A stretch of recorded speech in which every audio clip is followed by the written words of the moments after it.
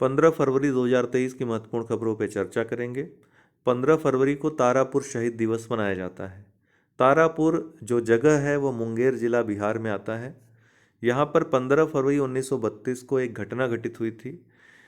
सत्याग्रहियों ने जो तारापुर थाना भवन है वहाँ पर झंडा फहराने के लिए एक योजना बनाई थी। इस योजना की भनक पहले ही ब्रिटिशर्स को लग गई थी। इन्होंने इसका दमन करने का पहले से ही प्लान बना लिया था। जैसे ही ये सत्याग्रही वहाँ पर आते हैं, ये अंधाधुंध गोली चला देते हैं जलियांवाला बाग की तरह। और वहाँ पर 34 सत्याग्रही, ऐसा कहा जाता है संख्या और ज़्यादा हो सकती थी या हुई होगी, लेकिन 34 लोगों का ही जानकारी में आया था। सरकार ने भी 34 लोगों का जिक्र किया था, जिनमें 11 की पहचान हो गई थी, बाकी की पहचान भी नहीं हो पाई थी। और ब्रिटिशर्स ने क्या किया था, गंगा नदी में इनको फिकवा दिया था, इनकी लाशों को। तो इन्हीं 34 सत्याग्रहियों जो शहीद हुए थे, इनकी याद में तारापुर शहीद दिवस को 15 फरवरी को मनाया जाता था। इस काले दिन को याद किया जाता था। तो लेकिन अभी हाल ही में इसकी चर्चा प्रधानमंत्री मोदी ने अपने मन की बात कार्यक्रम में किया। 31 जनवरी को जो कार्यक्रम इन्होंने मन की बात रेडियो पे जो इनका कार्यक्रम आता है उसमें जिक्र किया। क्यों जिक्र किया? क्योंकि वहाँ पर मुंगेर के रहने वाले एक युवा ने इस घटना की याद दिलाते हुए प्रधानमंत्री को कहा था कि 1947 तक तो इस दिवस को लोग बहुत ही याद करते थे, आयोजन होते थे, याद किया जाता था शहीदों को। लेकिन 1947 के बाद, आज़ादी के बाद, इस दिन को भुला दिया गया। ये केवल उस गांव तक सीमित रह गया, पूरे देश में इसको याद किया जाता था। तो मोदी जी ने इसका जिक्र किया, इसलिए प्रश्न आ सकता है, याद रखिएगा इस घटना के बारे में। हरियाणा पुलिस को उसके असाधारण कार्य के लिए प्रेसिडेंट स्कॉलर अवार्ड मिला। राष्ट्रपति के द्वारा यह दिया जाता है। गृह मंत्री ने इसको हरियाणा पुलिस को प्रदान किया। 1951 में भारतीय नौसेना को पहली बार प्रेसिडेंट स्कॉलर मिला था।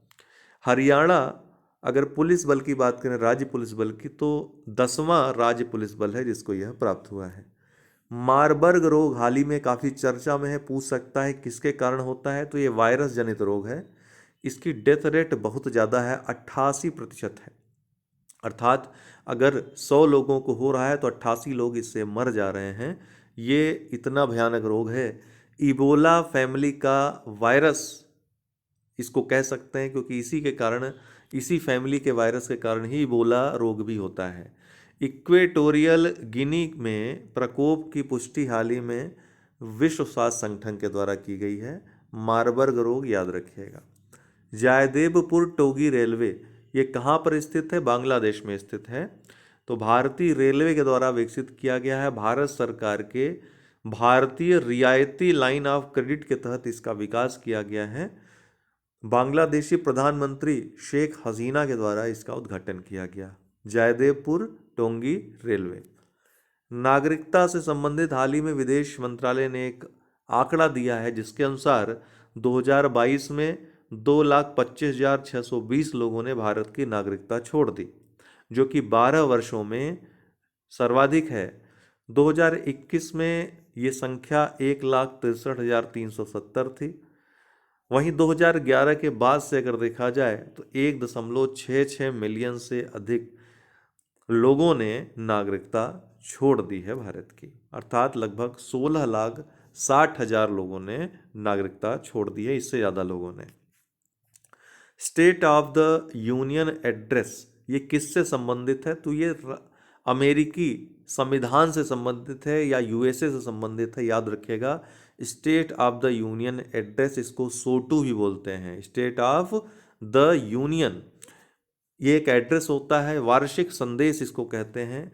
अभी हाल ही में जो बाइडेन का पहला व अमेरिकी इतिहास का 98वां वार्षिक संदेश जारी हुआ है। दुबई, यहाँ वर्ल्ड गवर्नमेंट समिट का आयोजन हुआ है। तो कहाँ पर वर्ल्ड गवर्नमेंट समिट आयोजित हुआ? विश्व सरकार सम्मेलन कहाँ पर हुआ? दुबई में हुआ, यूएई में, संयुक्त अरब अमीरात में। परोरा, ये पूर्णिया, अभी 5 स्टार क्वेश्चंस इस वर्ष के जो पूछे जा सकते हैं। परोरा पूर्णिया बिहार में स्थित है। भारत का पहला इथेनॉल संयंत्र का उद्घाटन चीफ मिनिस्टर नीतीश कुमार के द्वारा यहाँ पर किया गया 2022 में। त्रिशूर, नीलांबुर और वारंगल। त्रिशूर और नीलांबुर केरल में स्थित हैं, वारंगल ये तेलंगाना में स्थित शहर है। इन तीनों शहरों को यूनेस्को के global network of learning cities में शामिल किया गया।